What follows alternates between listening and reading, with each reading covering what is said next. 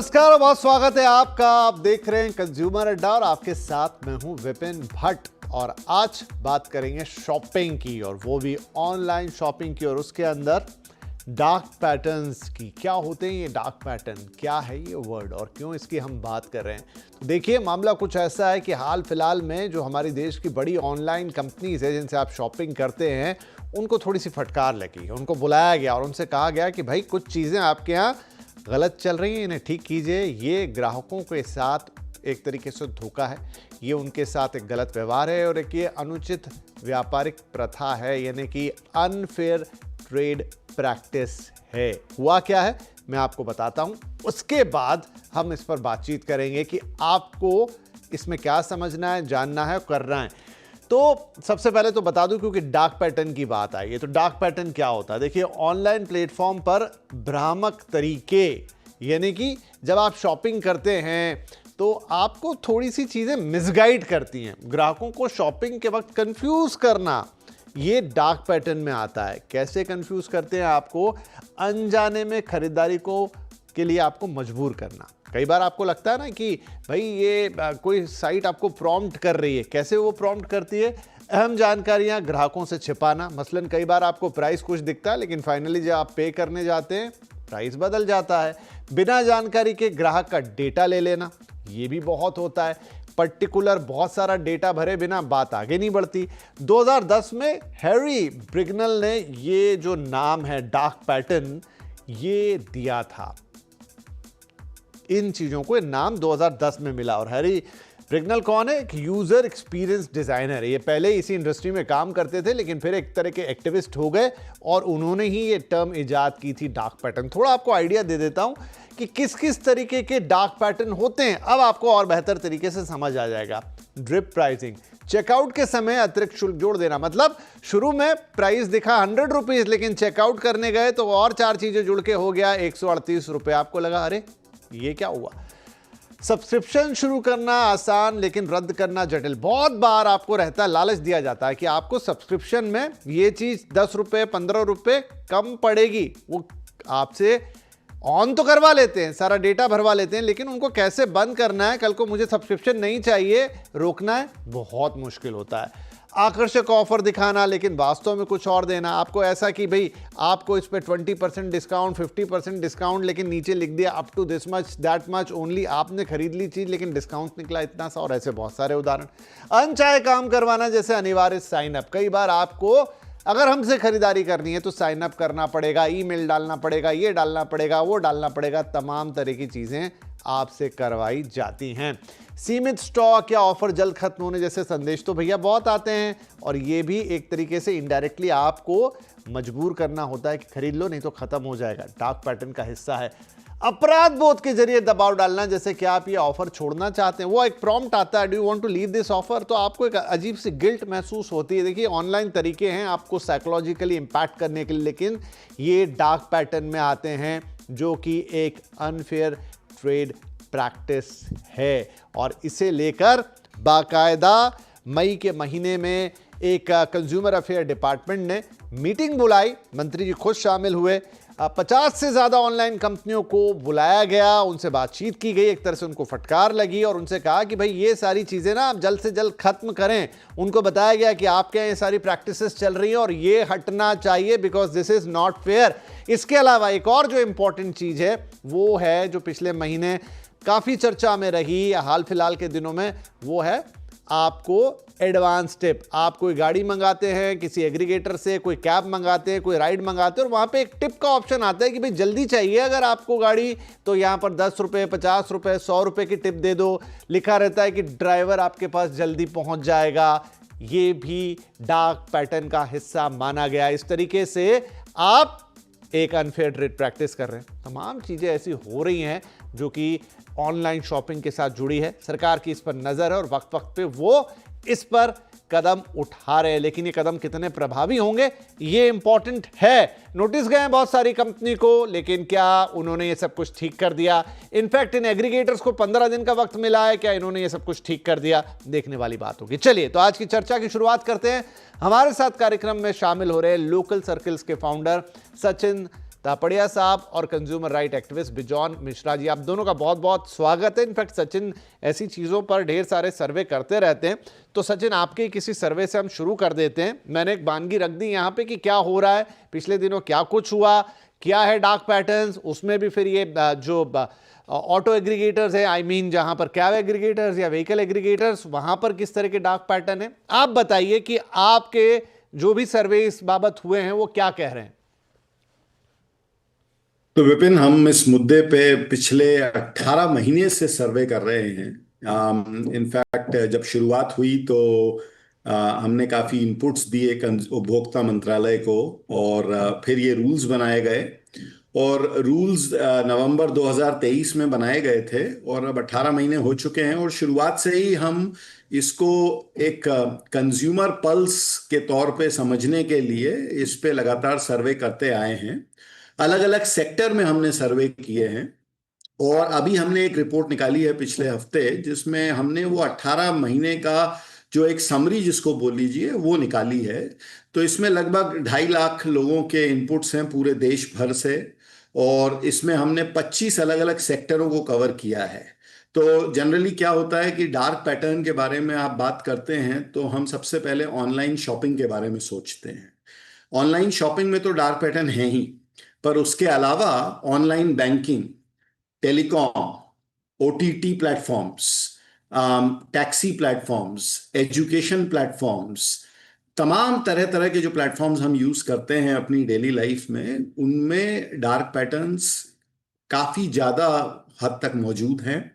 और इस सर्वे में ये निकल के आया कि काफी, मतलब इस 25 में से आप समझ लीजिए 12 जो सेक्टर हैं उसमें 7 से अधिक डार्क पैटर्न पाए गए हैं। उसके बाद जो सेकंड कैटेगरी है, 4 5 सेक्टर हैं, उसमें उसमें 4 से 6 के बीच में डार्क पैटर्न पाए गए हैं, और कोई 3 4 सेक्टर हैं जहां पे कि 4 से कम डार्क पैटर्न पाए गए हैं। पर ये सभी तरफ मौजूद हैं। ये एक तरह से आप इसको समझ लीजिए कि it is become part of doing business, part of selling बिल्कुल। Products and services in India, which is unfortunate. But अच्छी बात यह है कि हम इसके बारे में बात कर रहे हैं। आई थिंक इतनी बात हो रही है जितनी शायद ही कोई और देश में हो रही हो। तो आई थिंक हम सही डायरेक्शन में हेड कर रहे हैं इस पूरे इशू पे। और इसमें जो इंडिया में जो आज की तारीख में जो सर्वे में हमने पाया गया कि ये पाया कि जो फोर्स्ड एक्शन डार्क पैटर्न है वो लगभग 54% प्लेटफॉर्म्स जो हैं हमारे देश के, उनमें मौजूद है। फोर्स्ड एक्शन, ओ, जैसे कि आपने पहले कवर किया, कि आपसे जबरदस्ती डेटा ले लेना, जबरदस्ती आपसे ऐप डाउनलोड करवाना, या आपका आधार कार्ड या पैन कार्ड ले लेना फाइनेंशियल एप्लीकेशंस के केस में। तो ये सभी जो हैं ये फोर्स्ड एक्शन की कैटेगरी में आती हैं। दूसरा जो जी। डार्क पैटर्न जो जो 48% एप्स पे है आज की तारीख में, वो है ड्रिप प्राइसिंग, जिसको भी आपने कवर किया था। उसको हिडन चार्जेस भी बोलते हैं, कि आपने कोई चीज खरीदी तो शुरू में आपको दिखाया कि इसकी कीमत जो है वो 200 रुपये है, और जब आप उसको उसको पे करने गए तो वो कीमत बढ़ के जो है 450 रुपये हो गई, बिकॉज उसमें तमाम तरह के एडिशनल चार्जेस लगा दिए, जो कुछ आपको बताए भी नहीं और लगा दिए गए। और उसके बाद जो है तीसरे और चौथे नंबर पे 33%, लगभग 32 33% जो है वो है कॉमन हमारे देश में सब्सक्रिप्शन ट्रैप। जैसा कि आपने कवर किया अपने इनिशियल प्रेजेंटेशन में, कि आपको बताया गया कि इस चीज का सब्सक्रिप्शन ले लीजिए, लेना आसान था, बट उसको कैंसिल करने के लिए आप सब तरफ घूम लीजिए, पूरी ऐप देख लीजिए, पूरी वेबसाइट देख लीजिए, आपको सब्सक्रिप्शन कैंसिल करने का ऑप्शन बड़ी मुश्किल से मिलेगा।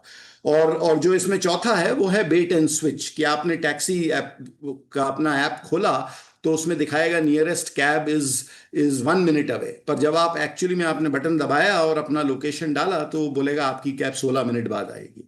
तो ये क्लासिक बेट एंड स्विच है, कि किसी तरह आप कंज्यूमर को अट्रैक्ट करिए और उसके बाद में जो है जो आपने बताया है वो ना करिए, कुछ और ही करिए एसेंशियली। नहीं तो नहीं, ये ये ये आपने बहुत विस्तार के साथ सचिन चीजें बताई हैं कि क्या क्या एग्जैक्टली चल रहा है। अब विडंबना ये देखिए, बिजॉन साहब मैं आता हूं आपके पास, 2023 में ही इसको लेकर गाइडलाइन आ गई। ऑलमोस्ट सचिन साहब ने जितनी चीजें गिनाई वो उसमें आइडेंटिफाई भी है। पहले तो 13 पैटर्न से शुरू हुआ, लेकिन बाद में उसमें पैटर्न जुड़ते गए और उसको बताया गया कि अनफेयर ट्रेड प्रैक्टिस है, और फिर उसमें नियम भी है शायद कि उल्लंघन अगर आप करते हैं 20 लाख रुपए तक का जुर्माना, इतने महीने की कैद। आपको कुछ पता हो, आइडिया हो तो हमें बताइए कि किस व्यक्ति को, किस कंपनी को अभी तक इसमें ये 20 लाख रुपए का जुर्माना लगा है और कैद हुई है? क्या कोई एक्शन हुआ आज तक? हाँ, तो यही हम विपिन भाई बताना चाह रहे हैं आपको कि देखिए सचिन जी ने कितना मेहनत से आंकड़ों का मतलब एक समीकरण किए हैं। लेकिन इस आंकड़ों को यदि आप सरकार के सामने रखोगे भी, सरकार उसमें कोई मान्यता नहीं देते हैं। यही तो ट्रेजेडी है। उनको तुरंत एटलीस्ट किसी ने आगे बढ़कर कुछ आंकड़े बनाए हैं, आप उसके ऊपर ध्यान देकर कुछ तो एक्शन लीजिए। लेकिन वो लोग नहीं लेंगे, वो लोग जवाब भी नहीं देते हैं। आप यदि चिट्ठी भी लिखते हो तो उसका जवाब भी नहीं आता है, और यदि आप उनसे पूछते हो कि आप जवाब क्यों नहीं देते हो तो उनके पास कोई आंसर नहीं है इसका।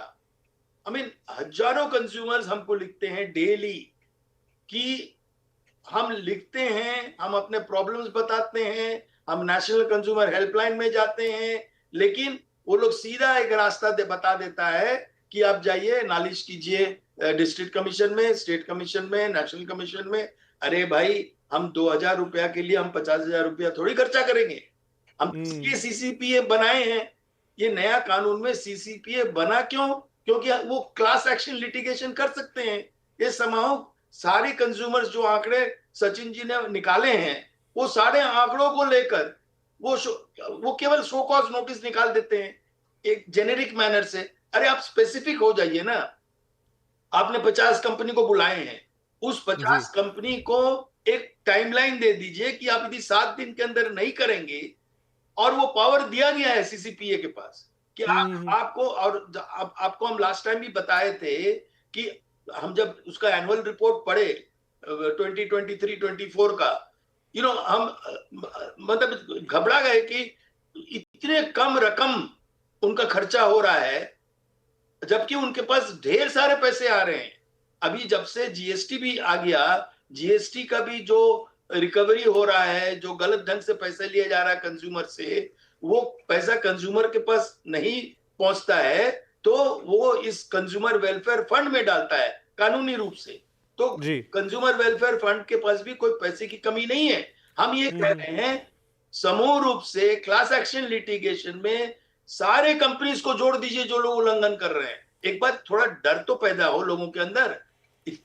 सही बात है, आप सही कह रहे हैं बिजॉन साहब कि इस पर कुछ एक बड़ा करने की जरूरत। अब देखिए क्या हो रहा है। सीसी आपने नोट वो बात कही एक्शन वाली, 15 दिन वाली बात आई है, डेडलाइन वाली, आगे चल के उसको लेकर आऊंगा। लेकिन सचिन साहब जो है कि पिछले महीने, यानी मैं बार बार पिछला महीना तो मई को रेफर कर रहा हूं, 50 से ज्यादा कंपनियों को बुलाया गया, उसमें हमारी सारी टॉप कंपनियां शामिल हैं। डार्क पैटर्न हटाने के निर्देश भी उनको दिए गए हैं, लेकिन बात आ गई कि सेल्फ ऑडिट कर लीजिए, कोई मॉनिटरिंग ग्रुप बना देंगे। 400 से ज्यादा नोटिस गए, लेकिन उसमें से डार्क पैटर्न के सिर्फ 11 नोटिस है। अब ये देख सुन के ऐसा लगता है कि मतलब खाना पूर्ति हो गई। शायद इससे कौन डरेगा या इससे कौन एक्शन लेगा? ऐसा होता तो आज 23 के बाद 24 और 25 पे हम आ गए।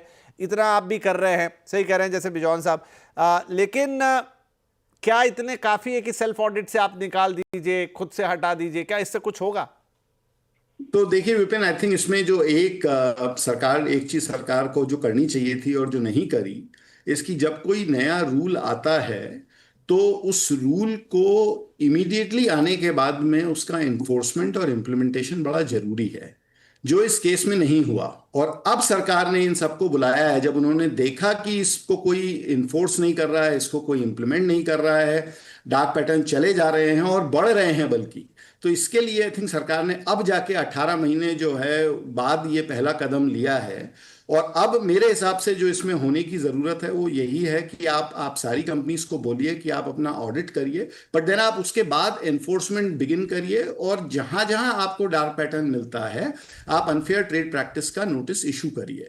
अनफेयर ट्रेड प्रैक्टिस के अंतर्गत आपका 10 लाख रुपए का फाइन जो है उसका नोटिस जाता है कंपनी के पास में। और अगर आपके पास बहुत सारी कंप्लेंट्स हैं तो अगर हर कंप्लेंट पे आप अगर 10 लाख रुपए का फाइन लगाएंगे तो अल्टीमेटली वो, जैसा कि बिजॉन साहब ने कहा वो एक क्लास एक्शन की तरह जो है उसका इम्प्लीमेंटेशन किया जा सकता है कि भाई अगर एक कंपनी XYZ गलत कर रही है और आपके पास हजारों उसकी कंप्लेंट्स हैं, तो उनको सबको क्लब करके एक सिंगल क्लास एक्शन जो कि काफी ज्यादा बड़े अमाउंट का होगा, वो सरकार को इंप्लीमेंट करना पड़ेगा। और एक आध दो लोगों को फाइन लगेगा, तभी जो है बाकी सारे लोग एक्शन में आएंगे। अभी लोग इसको सीरियसली अभी तक तो नहीं ले रहे थे, इस मीटिंग के बाद में देखिए अगले 2 हफ्ते में पता चलेगा, बट अभी तक पॉजिटिव इंडिकेशंस नहीं मिल रहे हैं कि लोग इसको सीरियसली ले रहे हैं। बिजॉन साहब, सेल्फ ऑडिट और एक जॉइंट मॉनिटरिंग ग्रुप का प्रस्ताव, क्या इससे बात बनेगी? नहीं, बिल्कुल नहीं बनेगी।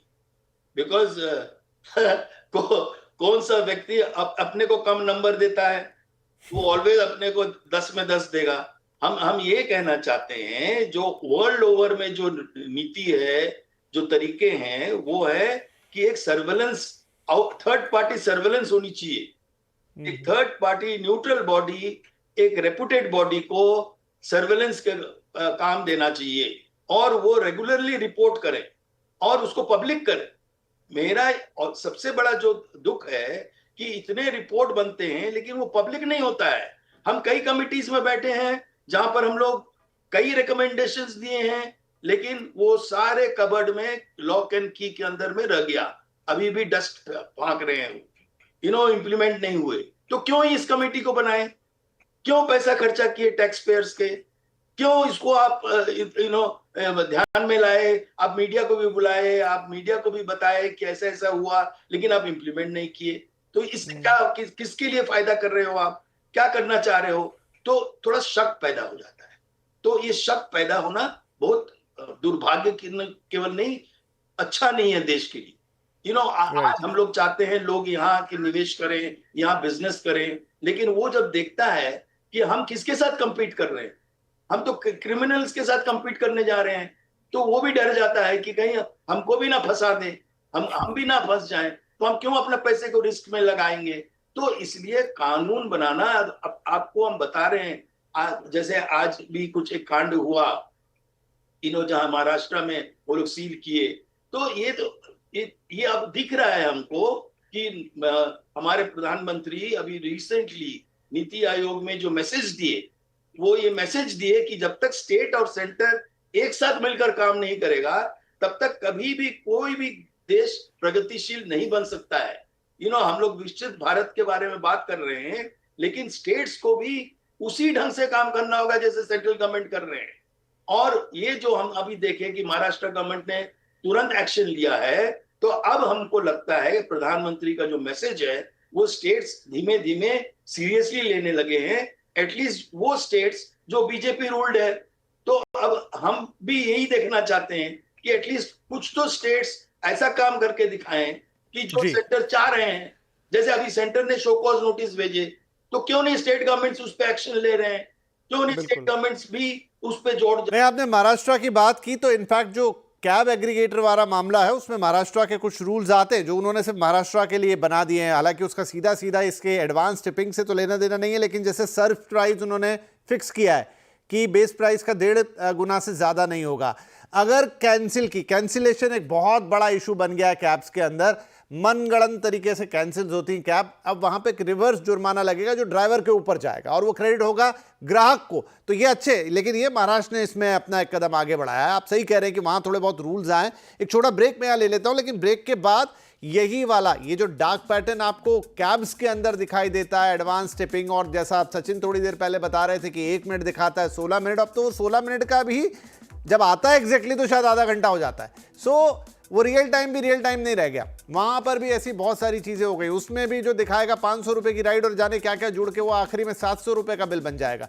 तो ये सब चीजों पर कौन ध्यान देगा? वहां भी नोटिस गया है, 15 दिन का टाइम दिया गया है, लेकिन देखते हैं 15 दिन में क्या होता है। एक छोटा ब्रेक लेते हैं, ब्रेक के बाद इसी मुद्दे को उठाएंगे।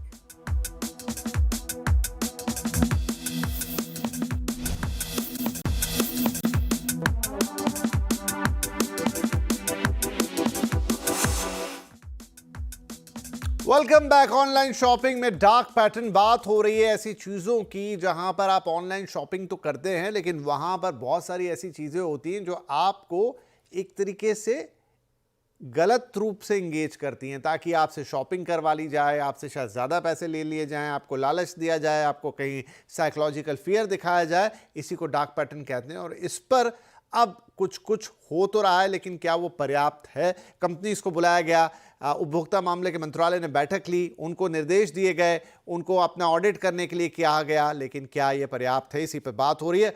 एक और बड़ा डार्क पैटर्न जो इन दिनों काफी चर्चा का विषय है वो है कैब एग्रीगेटर्स के साथ। हमारे दोनों मेहमान हमारे साथ बचे हुए। तो सचिन, ये बहुत बड़ी प्रॉब्लम हो गई। देखिए, अब सबको आदत हो गई है और ये हमारे इकोसिस्टम का हिस्सा हो गया है, जहां पर कैब्स हो गई, राइड्स हो गई, ये आप लेते हैं। एक पूरा बड़ा बिजनेस मॉडल भी है, 2-3 ही कंपनियां जो उसमें काम भी कर रही हैं।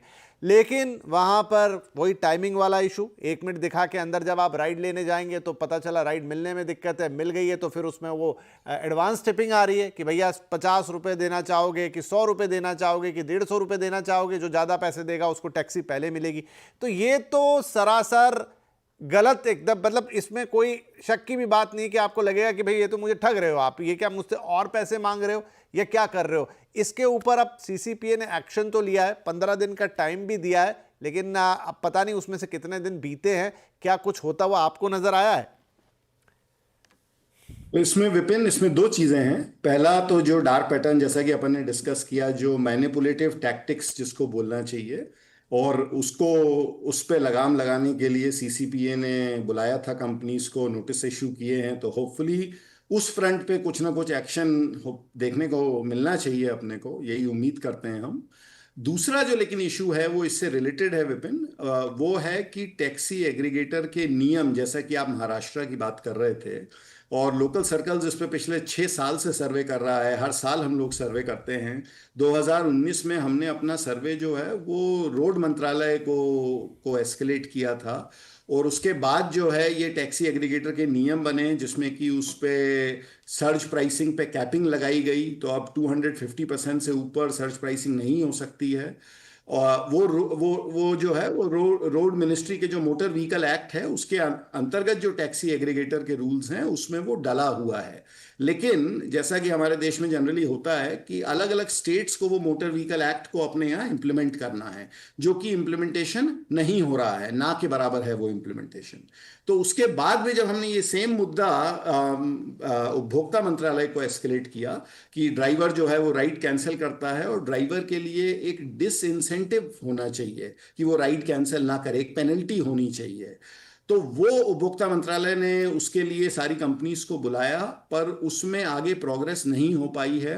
कंपनीज ने वो कैंसिलेशन की पेनल्टी लगाने से मना कर दिया है, और मंत्रालय ने, जहां तक मुझे पता है, वो बात को अभी पुश नहीं कर रहा है मंत्रालय। तो जब तक वो टैक्स, जिस तरह एक पैसेंजर को डिसइंसेंटिव होता है राइड कैंसिल करने का, उसी तरह जब तक एक ड्राइवर को वो डिसइंसेंटिव नहीं होगा, ये मामला सॉल्व नहीं होने वाला। पर ये एक डार्क पैटर्न नहीं है, ये एक पॉलिसी इशू है कि सर्च प्राइसिंग कितनी हो और ड्राइवर जो है वो आपकी राइड लास्ट मिनट पे कैंसिल ना करे, अगर करे तो कोई उसको पेनल्टी लगे बेसिकली, ताकि इवन लो कंज्यूमर के लिए और ड्राइवर के लिए। तो ये दोनों मुद्दों को सॉल्व करना जो है वो भारत सरकार को इसमें करना चाहिए, दोनों विभागों को इसमें पॉलिसी फ्रंट पे इसको रिजॉल्व करना चाहिए, और डार्क पैटर्न फ्रंट पे तो एक्शन लेने की जरूरत है ही, जिसका हमको पता लग जाएगा बिकॉज हमारे ट्रैकर्स जो हैं वो लगातार, एआई ट्रैकर्स लगातार डेटा कलेक्ट कर रहे हैं। तो अगर हम जून के एंड में वो सेम स्क्रिप्ट्स रन करेंगे तो हमको पता लग जाएगा कि ये डार्क पैटर्न इन्होंने फिक्स किए हैं कि नहीं किए हैं। तो और इनफैक्ट ये मेरे लिए आश्चर्य की बात है बिजॉन साहब की, देखिए डार्क पैटर्न, मतलब सचिन बता रहे कि एआई ट्रैकर, लेकिन वो तो आंख से दिखता है। आपको एक है कि आपको फिजिकल दुकानें, देश में लाखों दुकानें हैं, आपको जाके एक एक में छापा मारना पड़े कि क्या गलत क्या सही, वो तो समझ में आता है। लेकिन वेबसाइट पे जाके डार्क पैटर्न देखना तो कोई भी व्यक्ति, कोई भी मतलब मंत्रालय का व्यक्ति या जो भी अथॉरिटी है, वो सिंपली देख सकता है कि ये प्रैक्टिस तो अभी भी चल रही है, या ये टैक्सी के अंदर अभी भी ये काम चल रहे हैं। तो वहां एक्शन लेने में इतनी देरी क्यों होती है? क्या कानून उस तरीके से सुदृढ़ नहीं है जिसमें लूप होल निकल जाता है, या एक्शन के लेवल पे दिक्कत है? दिक्कत कहां है सर? सचिन जी, हमारे देश में मोटर व्हीकल्स एक्ट प्राप्त है, एकदम इट कवर्स एवरीथिंग। ये बता, कोई बोलकर ऐसा निकल जाए कि हम नहीं कर सकते हैं, इसका मतलब वो कानून जो लॉ मेकर्स हैं उनके अगेंस्ट में एक बहुत बड़ा चपेटा मार रहे हैं वो लोग। उनको एक्चुअली टाइट स्लैप मिल रहा है कि जो लोग सर्विस प्रोवाइड कर रहे हैं वो कह रहे हैं हम कानून का उल्लंघन करेंगे, आपको जो करना है आप कर लीजिए। वो इस ढंग से बोल रहे हैं। ये कोई भी कंट्री में संभव है क्या? और हमको याद आता है कि हम 30-40 साल पहले जब हम टैक्सी लेने जाते थे तो there used to be dedicated taxi stand. अभी हम जब विदेश जाते हैं तो हर एक जगह पे कोने कोने में एक जगह बना रहता है जहां पर टैक्सी खड़ी रहती है, हमको बुलाना भी नहीं पड़ता है। लेकिन यदि हमको वहां खड़ी हुई टैक्सी नहीं दिखता है तो हम तुरंत अपने ऐप से उनको बुला सकते हैं और वो उस जगह पे आ जाएंगे जहां पर आप हैं।